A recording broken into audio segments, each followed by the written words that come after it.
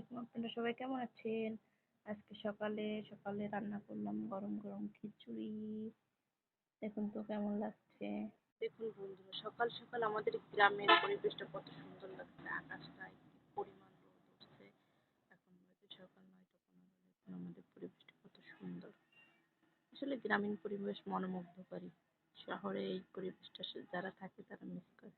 যেহেতু গ্রামে থাকি তাই আমার অনেক কাজ থাকে। আজকে সব কাজ শেষে দুপুরে রান্নায় চলে আসলাম। দুপুরে রান্না করব লাউ শাক দিয়ে আলু দিয়ে ভাজি, আর ফুলকপি দিয়ে ওলকপি দিয়ে সিম দিয়ে আলু দিয়ে মাছ দিয়ে ঝোল।